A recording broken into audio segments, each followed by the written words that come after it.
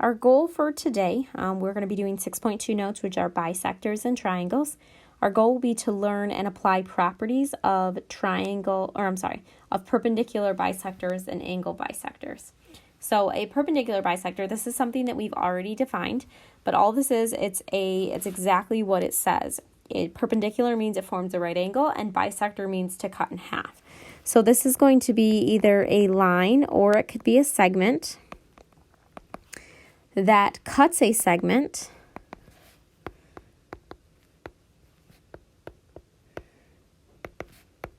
in half. Okay, so it's the thing that does the cutting. So it cuts a segment in half and forms a right angle.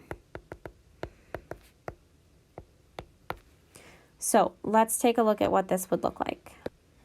So over here, what I did was I drew a line segment.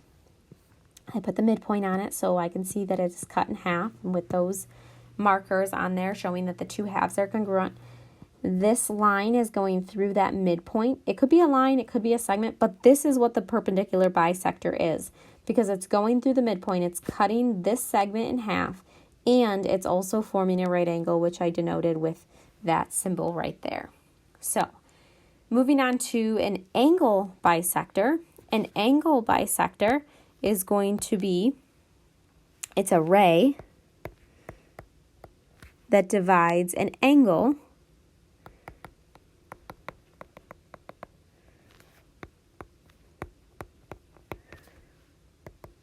into two equal smaller angles. Now both of these are not new. These two terms are terms that we learned way back in, I believe it was Unit 1. We are just touching on them again because they come into play this section.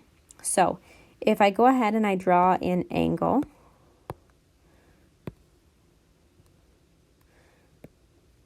here is an angle, and then what will happen is the bisector is going to be, let me change the color on that. The bisector is going to cut that angle in half. And so what I'm going to do is I'm going to make note that this angle and this angle are two smaller congruent angles. I'm going to put congruent marks on there. So there is an angle bisector. Moving on down, the perpendicular bisector theorem. So that's why we wanted to define the perpendicular bisector, so we can talk about this theorem. The theorem says if a point is on the perpendicular bisector of a segment, then it is equidistant. It's exactly what it sounds like, equal distances, from the endpoints of the segment. So if you have an image like this, okay, so here's your perpendicular bisector. I can see it because it's cutting this in half, so we'll label it.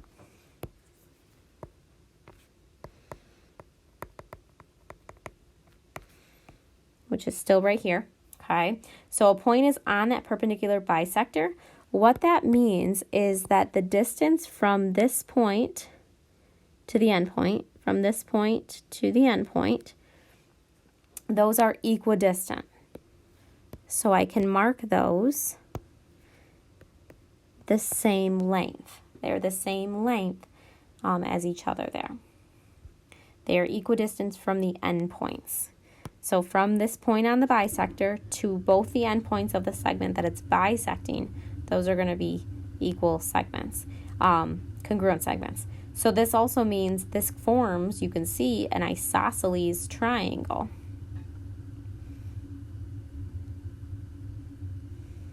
Isosceles meaning that it has two congruent sides.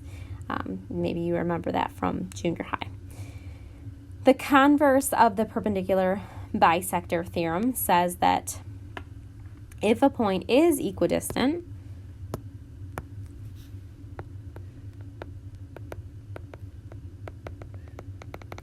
from the endpoints of a segment, then the point is on the perpendicular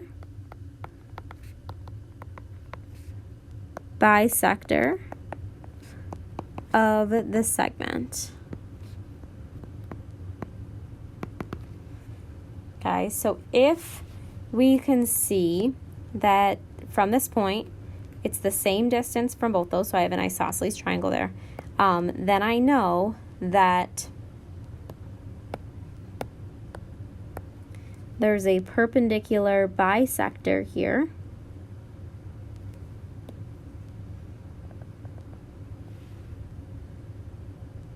Like this. That is perpendicular to that base, and also that cuts that segment there in half. The distance from a point to a line. When it's talking about the distance here, we want to know the shortest distance.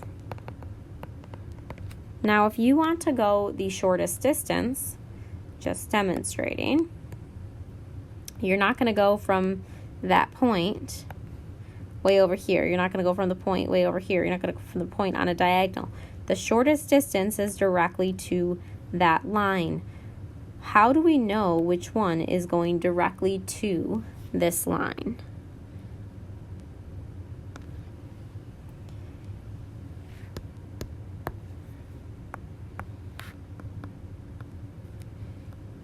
Going directly to it has to be perpendicular.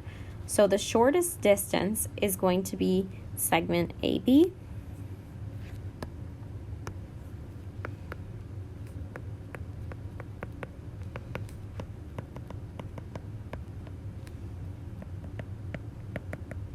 AB without the line over it is the distance of AB, and it's going to be the segment that is perpendicular to the line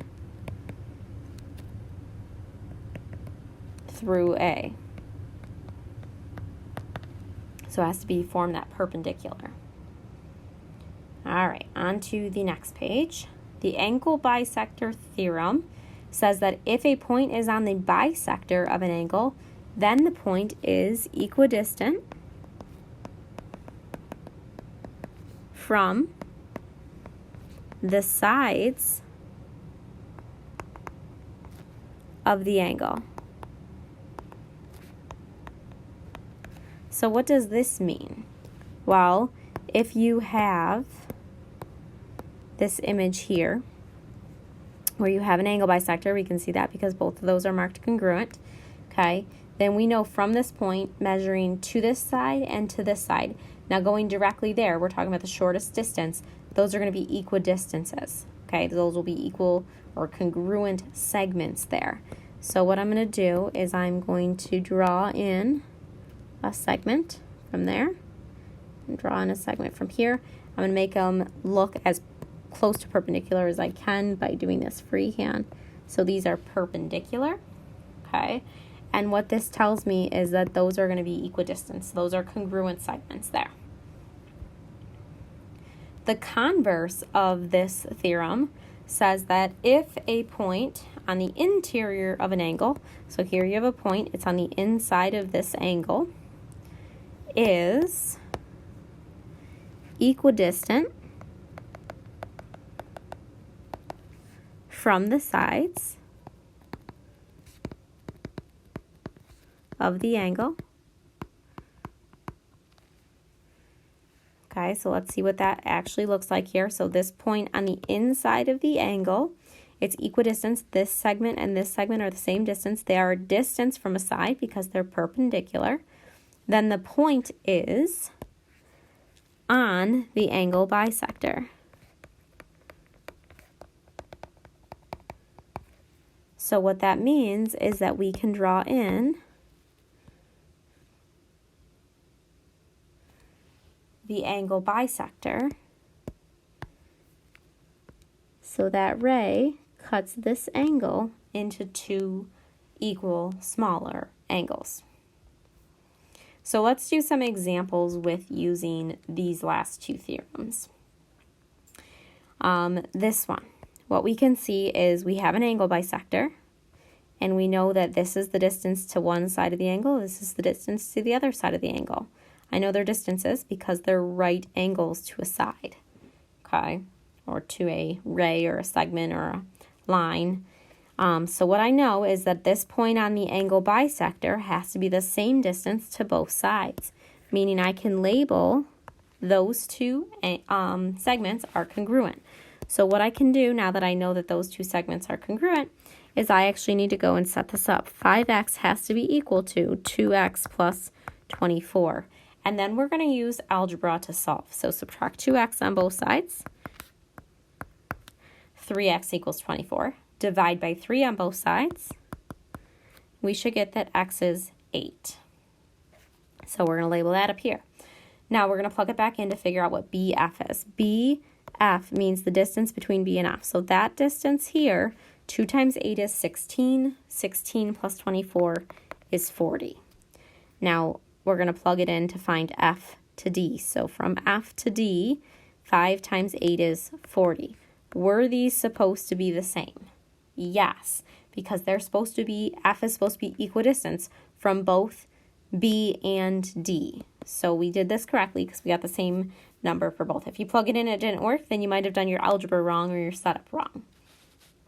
Okay, so what I can see in this next one is this line right here is a bisector. I can see that because it's cutting this segment here into 2 equal smaller segments. So that's a perpendicular bisector. This means if that's a perpendicular bisector, that the point here is the same distance from both ends.